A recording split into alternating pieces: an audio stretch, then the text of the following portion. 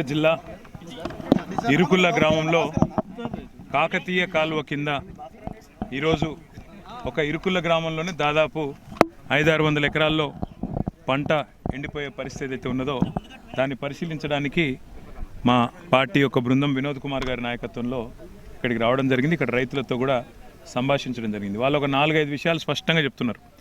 మొట్టమొదటిది, తెలంగాణ రాష్ట్రం ఏర్పడ్డ తర్వాత ఇప్పటివరకు ఇట్లాంటి పరిస్థితి మేము చూడలేదు. మొదటిసారి ఇలా పంటలు ఎండిపోయే పరిస్థితి వచ్చింది. పర్రెలు ఇప్పటికే పర్రెలు వారింది, మీరు చూడొచ్చు, మీరు కూడా కావాలంటే. దారుణమైన పరిస్థితి ఉంది. ఇది ఇంకా మార్చి మొదటి వారంలోనే ఇట్లా ఉంది అంటే ఏప్రిల్ మే వస్తుందంటే ఇక మాకు భయం అవుతున్న పరిస్థితి ఉన్నదనేది వాళ్ళు భయపడతా ఉన్న పరిస్థితి.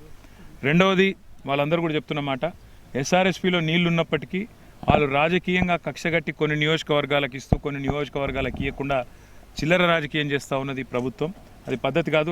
రైతులే ఏ నియోజకవర్గమైనా, కింద పెద్దపల్లి వాళ్ళైన రైతులే, పైన కరీంనగర్ వాళ్ళైన రైతులే ఎస్ఆర్ఎస్పీ నుంచి నీళ్లు విడుదల చేయాలని చెప్పి ఉత్తమ్ కుమార్ రెడ్డి గారు, మన రాష్ట్ర ఇరిగేషన్ మంత్రి, వారిని డిమాండ్ చేస్తున్నాం. దాంతోపాటు రాష్ట్ర ముఖ్యమంత్రి రేవంత్ రెడ్డిని కూడా డిమాండ్ చేస్తూ ఉన్నాం. రైతులు చాలా స్పష్టంగా చెప్తా ఉన్నారు, మొట్టమొదటిసారి ఈ పరిస్థితి వచ్చింది, నిజంగా కూడా మేము కూడా ఊహించలేదు ఇట్లాంటి పరిస్థితి వస్తుందని అని చెప్తూనే కరెంటు విషయంలో కూడా ఒక రైతు, వేణు అనే రైతు, తన ఫోన్ తీసి చూపెడతా ఉన్నాడు. రాత్రి 11 గంటల నుంచి మీకు 3 ఫేజ్ కరెంట్ ఇవ్వడం జరుగుతుంది అని చెప్పి ఎన్పీడీసీఎల్ వాళ్ళు ఇక్కడ రైతులకు డైరెక్ట్గా పంపిన మెసేజ్లు కూడా వాళ్ళు చూపెడతా ఉన్నారు. ఆ ఫోన్ ఇవ్వండి చూపెడతా ఉన్నారు. దాంతోపాటు రైతులు చెప్తున్న మాట, 12 ఏళ్లలో మొట్టమొదటిసారి ఇవాళ అర్ధరాత్రి పోయి బాయికాడ వండుకునే పరిస్థితి వచ్చింది మళ్ళీ కరెంటు కోసం. ఆనాడు తెలంగాణ వచ్చిన నాటి నుంచి ఇప్పటివరకు ఆ పరిస్థితి లేకుండే మళ్ళీ రాత్రిపూట బాయికాడ పోయి కాపలాగాసే పరిస్థితి వచ్చింది. దొంగోలు వచ్చే కరెంటు కోసం కావలాగాసే పరిస్థితి కాంగ్రెస్ ప్రభుత్వం రాగానే వచ్చింది అనే మాట చెప్తా ఉన్నారు. ఇది వాళ్ళు పంపిన మెసేజ్. మీకు ఇది కాదమ్మా, ఇంకోటి మీరు ఇంకొక మాట కూడా ఈ సందర్భంగా ఇంకొక మాట కూడా చేసే విజ్ఞప్తి. ఇవాళ ఈ రాష్ట్ర ప్రభుత్వం ఒక మాట అంటున్నది. నేను ముఖ్యమంత్రి రేవంత్ రెడ్డి ఒక మాట అన్నారు, కాలం బాగా కాలేదు అనే మాట అన్నారు. ఇది కాలం బాగా కాలేదు, కరువు వస్తున్నదని చెప్తున్నారు. ఇది కాలం బాగాలేక వచ్చిన కరువు కాదు, ఇది కాంగ్రెస్ తెచ్చిన కరువు. ఎందుకంటారా, ఇవాళ కాళేశ్వరం అనే ఒక ప్రాజెక్టు, నిజంగా చెప్పాలి మెసేజ్ డైరెక్ట్గా చెప్తున్నారు. అందులో రాత్రి 11 గంటలకు వస్తుంది కరెంటు, బాయికాడ పోయి పండుకోండి అనే పద్ధతుల్లో రైతు సోదరులకు విజ్ఞప్తి. ఈరోజు 11:15 నుంచి రాత్రి 11:15 నుంచి వ్యవసాయానికి 3 ఫేజ్ కరెంట్ ఇవ్వబడును. కావున రైతు సోదరులు దీన్ని గమనించగలరు. ఇది నేను చెప్తున్న మాట కాదు, ఎన్పీడీసీఎల్ వాళ్ళు డైరెక్ట్గా పంపుతున్న మెసేజ్.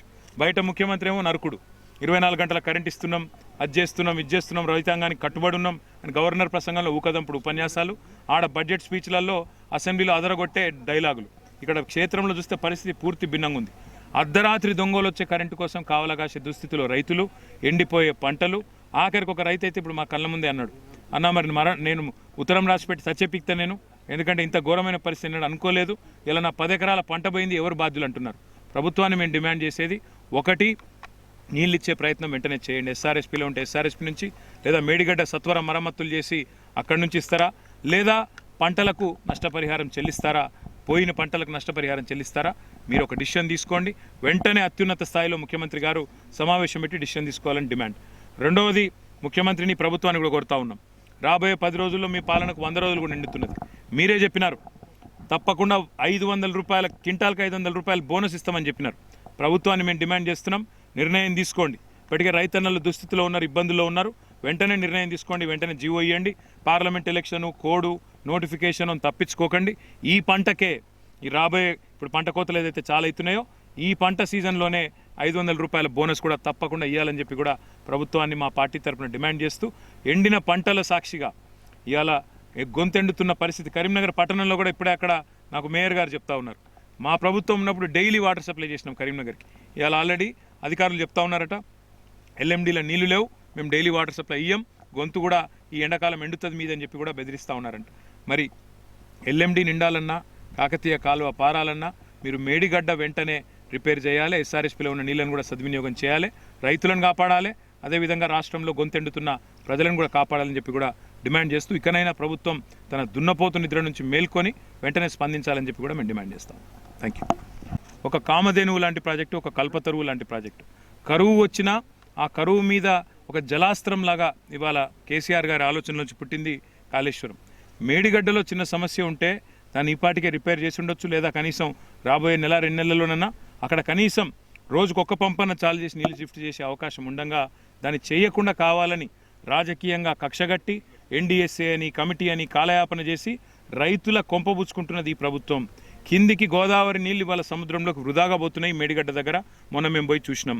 ఇలా ఈ ప్రభుత్వానికి నిజంగా రైతుల మీద ప్రేమ ఉంటే వెంటనే అక్కడ ఒక కాఫర్ డ్యామ్ కట్టి యుద్ధ ప్రాతిపదికన 24/7 పనిచేసి 24 గంటలు పనిచేసి కాఫర్ డ్యామ్ కట్టి నీళ్లు మళ్లించి ఆడికెళ్ళి లిఫ్ట్ చేసి కనీసం ఒక్క పంపన్న చాలు చేసి పంటలు కాపాడాలని చెప్పి కూడా